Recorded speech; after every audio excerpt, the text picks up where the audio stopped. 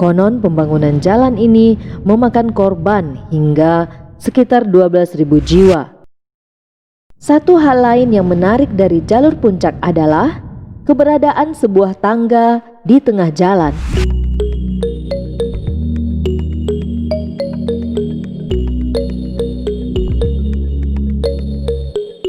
Siapa yang tidak terpesona oleh keindahan jalur jalan raya puncak?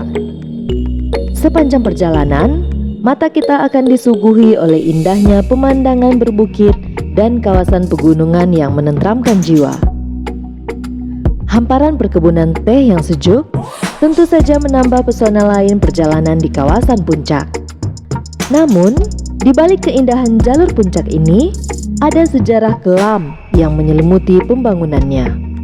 Jalur puncak adalah bagian dari jalur jalan raya pos yang dibuat oleh Gubernur Jenderal Hindia Belanda Herman Willem Daendels yang berkuasa sejak tahun 1808 hingga 1811. Di awal jabatannya, Daendels memerintahkan pembangunan jalan sepanjang 1.000 km yang membentang dari Anyer hingga ke Panarukan.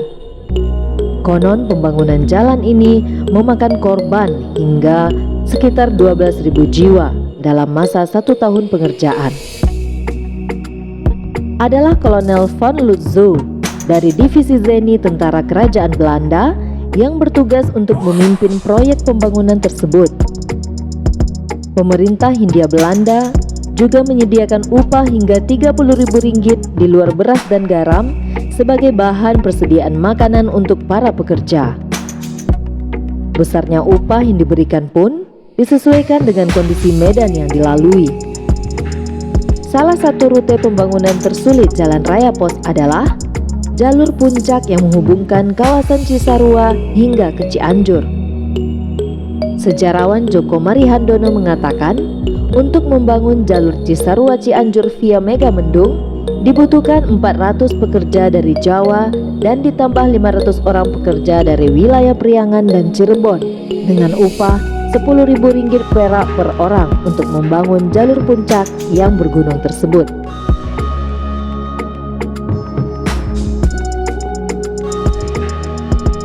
Satu hal lain yang menarik dari jalur puncak adalah keberadaan sebuah tangga di tengah jalan, persisnya di kawasan riung gunung. Tangga ini adalah salah satu akses menuju sebuah bangunan yang tersembunyi di balik rimbunan pohon. Konon, bangunan yang tersembunyi tersebut adalah sebuah villa yang dulu pernah dimiliki oleh proklamator Indonesia, Bung Karno. Kebenaran soal villa Bung Karno tersebut mungkin saja benar adanya. Keberadaan tangga di tengah jalan itu semakin memperkuat bahwa villa tersebut istimewa.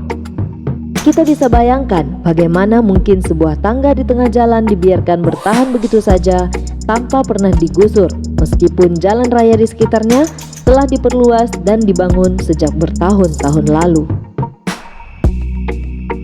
Kini jalur puncak selalu menjadi primadona setiap akhir pekan bagi banyak orang.